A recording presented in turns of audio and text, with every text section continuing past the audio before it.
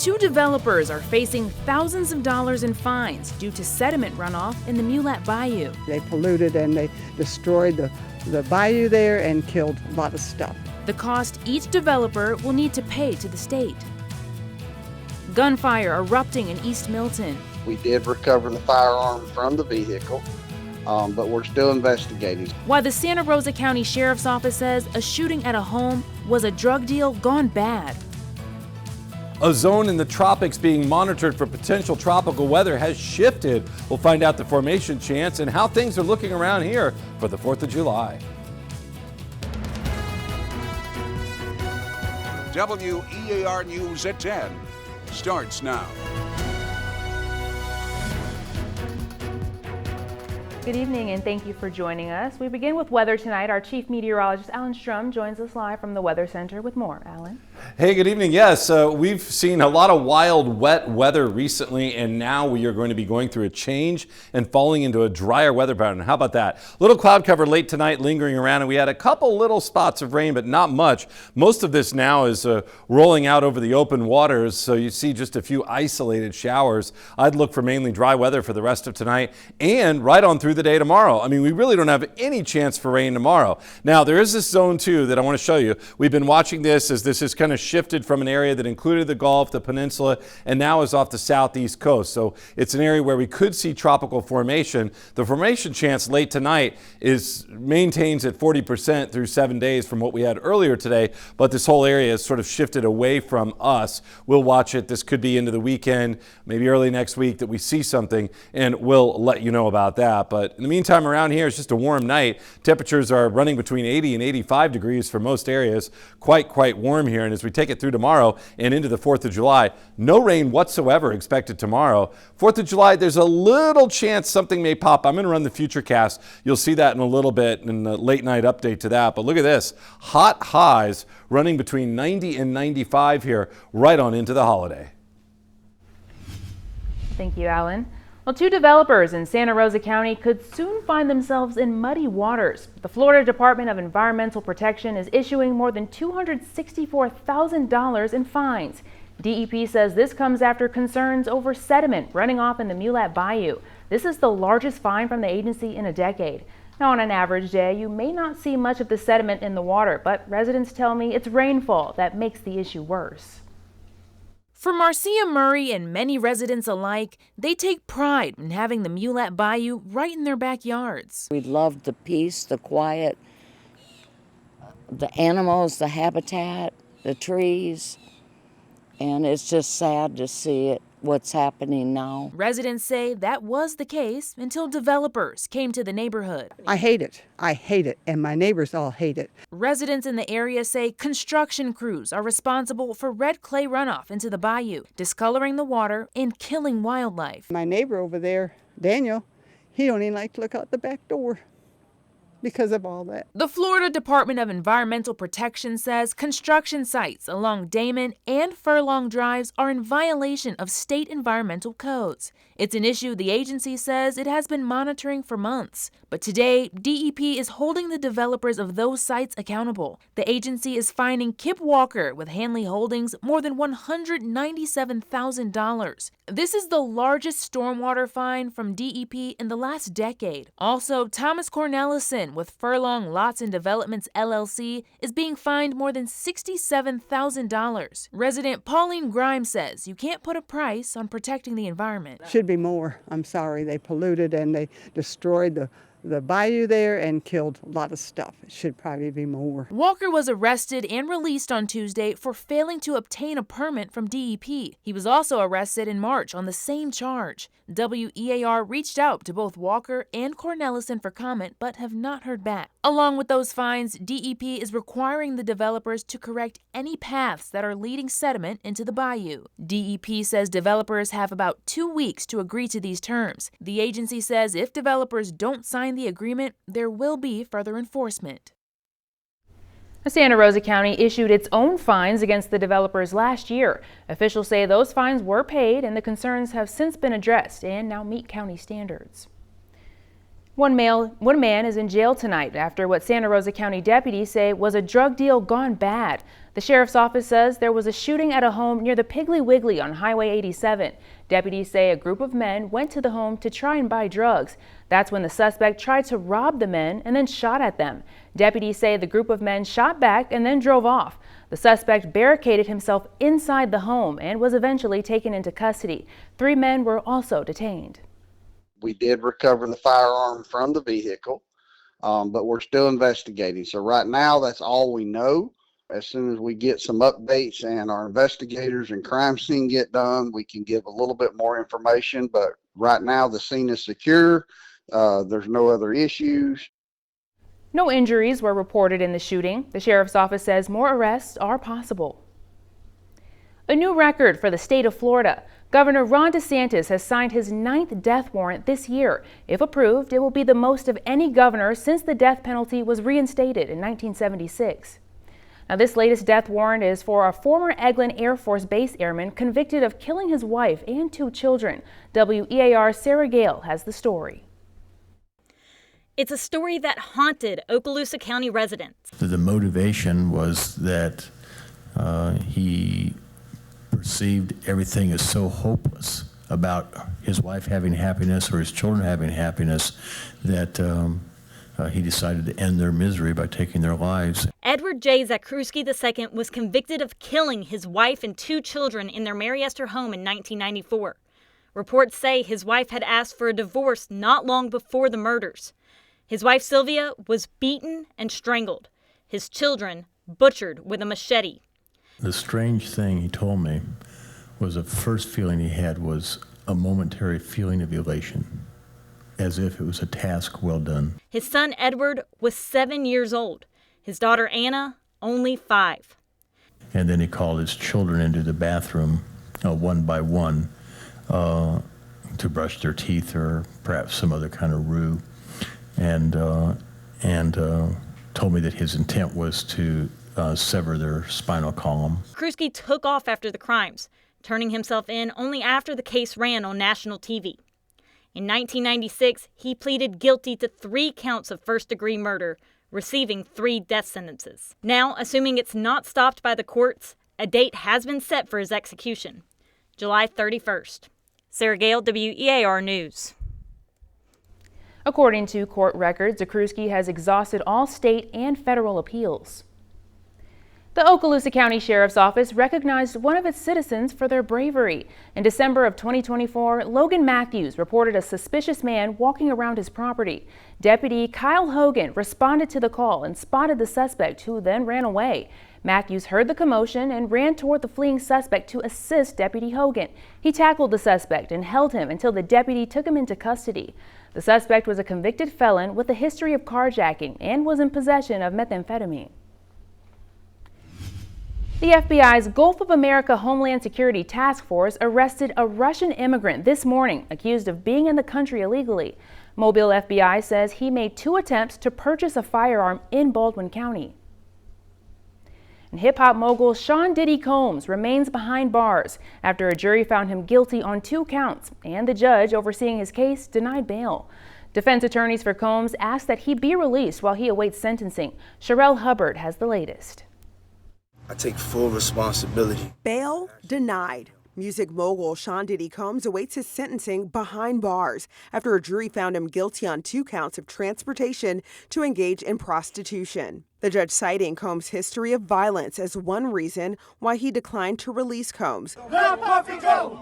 Let Puffy go! During the trial, the jury heard from 34 prosecution witnesses, including 2 of Combs' former girlfriends, Cassie Ventura and a woman testifying under the alias Jane.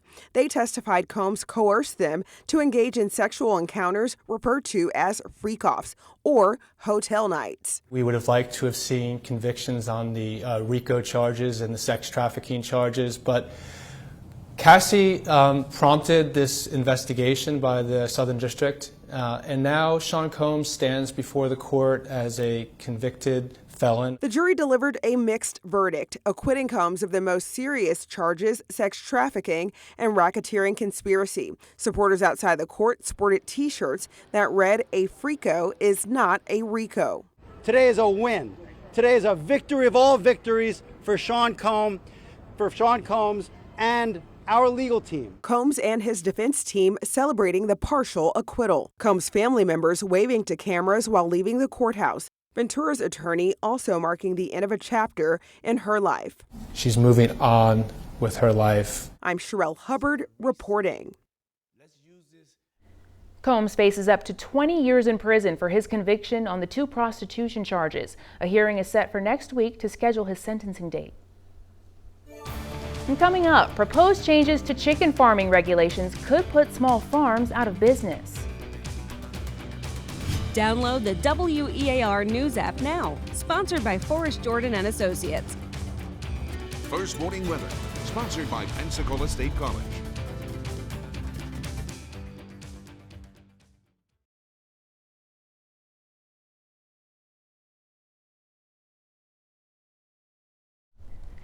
Millions of dollars for projects across Escambia and Santa Rosa counties will not get state funding. That's after Governor Ron DeSantis issued 13 pages of vetoes. From aviation development to veteran services, the governor slashed more than $2 million in Santa Rosa County projects alone. Now that includes $850,000 to preserve 27 acres of wetlands and $275,000 to improve traffic at the gate of Naval Air Station Whiting Field. It's frustrating that elected officials that were elected by the residents and by the citizens of Florida, we are all, including legislators and the governor, are all supposed to represent the people. And I feel like in this case, the people have been failed. I think it was simply political. I mean, obviously a number of personalities that do not get along. People on social media are reacting to the loss in state funding for projects in Escambia and Santa Rosa counties. Some say the governor is being vindictive and just doesn't care, while others say the funding was possibly going to unnecessary things. And another person simply said, can't get everything. A new Florida rule that regulates chicken sales could throw some small home farms out of business. Now, farmers who raise and sell chickens at their homes are required to have a state-limited poultry and egg farming permit. The new proposed rule focuses on how to dress a chicken before it can be sold to customers. Now, dressing the chicken is the process farmers go through to prepare the chicken for cooking once it's killed. The new requirement would force farmers to leave the head, legs, and internal organs intact when selling the chicken. The biggest problem with this new regulation is changing the definition of dressed poultry to say that it basically no feathers and no blood, but everything else is intact, including all the guts. It's not sanitary. I have no idea what logical reason they could come up with for that proposed definition change. If the proposal is approved, for farmers wanting to continue dressing the chickens like they have in the past, they would need to apply for a higher food processing permit. Now, that permit would require the small farmers to mimic the same equipment and procedures found at large commercial facilities. And we reached out to the Florida Department of Agriculture about the concerns being made by small business owners and farmers. The department says they believe there's been a misunderstanding of the new rule and its impact. They're already working on a new draft of the rule, which should clarify the reasoning behind the rule and address any concerns. The department says they want to ensure that consumers have a safe, affordable, and reliable food supply. For the full statement, head to WEARTV.com. And most first-time home buyers are only able to put down 9% down payment when purchasing a home. That's according to the National Association of Realtors. Conventional loans require 20% down. The association says the average price of a home in the U.S. is $422,000. Now that means a 20% down payment would be $84,000. It's completely out of reach for many Americans to think about putting 20% down for a mortgage. Other options like federal housing, administration loans, or FHA loans. It's a government-backed loan for qualifying buyers. Your down payment can be as low as 3.5%, but there are some downsides. Your offer could be less competitive, and it means your debt and monthly payment will be higher due to the smaller down payment. Now, meanwhile, veterans can use VA loans. Now, these are government-guaranteed loans, and in some cases require no down payment.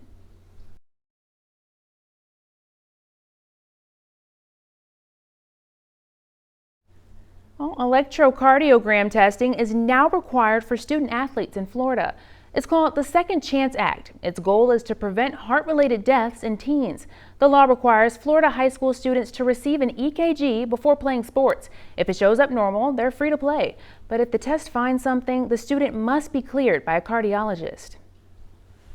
given that it's not overtly expensive, it doesn't cost society a whole bunch, and it can help reduce the risk of unnecessary death in our young people or in kids, young adults, without any bad effect to them, I think it's worth it. EKG testing won't be fully mandated until the 2026-2027 school year. Escambia County Public Schools already provides EKG testing through local organizations, but it's not required or mandated. Our nation's blood supply is feeling the impact of the heat, vacation time, and summer travel. Medical reporter Liz Bonus shares why specialists are asking especially new donors to help save lives. Hey there, everybody. As we head into the 4th of July holiday, those who coordinate our blood supply say your donations are desperately needed. Especially those who may not have donated before. Blood donation can be very personal when you think about those who benefit, Jean Graham told us. For me, my daughter, who is fighting ovarian cancer. As we head into one of the busiest travel weeks of the year, regular blood donors often go on vacation. Highway accidents and injuries often go up as more people are on the road. And the need for blood and blood products does not stop. Surgeries are often scheduled when people have downtime, and cancer and burn patient treatments that use blood products do not stop. It's why all of us should feel good anytime we can give, this group of blood donors from Ohio's Hawksworth Blood Centers in our TV studio told me. It really is simple, and I did feel like, wow, I saved a life today. So. And you feel good when you're done. You did something easy, but yet critically important for the community. It's only going to be there if people donate with us. Now, because only about 5% of those who could donate regularly actually do, they need new donors now more than ever. You just need to be healthy, weigh at least 110 pounds, be at least 17 or 16 with a parent's permission. With your health news, I'm Liz Bonus reporting. The results are in for the 23rd annual Emerald Coast Blue Marlin Classic, the heaviest marlin and the cash prize for the winning team. Okaloosa County is getting more fish aggregating devices. Now, these buoys help attract larger fish species like tuna, marlin, and mahi-mahi. Okaloosa County was the first to launch these types of devices in the continental United States. They deployed 8 of these buoys back in 2020 and 2021. The Okaloosa Board of County Commissioners agreed to purchase 8 more of these buoys. Now, they will be deployed 60 to 80 miles out into the Gulf. And the results are in for the 23rd annual Emerald Coast Blue Marlin Classic. The All-In Southern Charm team hooked the heaviest blue marlin, weighing in at 654 pounds. Now that got them $525,000. Team Supreme dominated the release division with 2,175 points. Now that got them $200,000. Team Not Done Yet caught the heaviest tuna, weighing in at about 181 pounds. Now Team May pulled in the heaviest dolphin at 50 pounds, and Team Squid Row reeled in the heaviest wahoo at 54 pounds. 78 elite sport fishing teams participated in this year's annual event in Sandestin. And we'll be right back. No chance for rain tomorrow, and the air drier, lower humidity. How about that? Hey, sounds good to me. All right, thank you all so much for joining us. We hope to see you tomorrow. Jimmy Kimmel Live is next. Yeah, this time of year, kind of rare to get that dry air, but it's going to be pretty nice, I think, tomorrow. This is my first Florida summer, so I'm taking it day by day. Of course.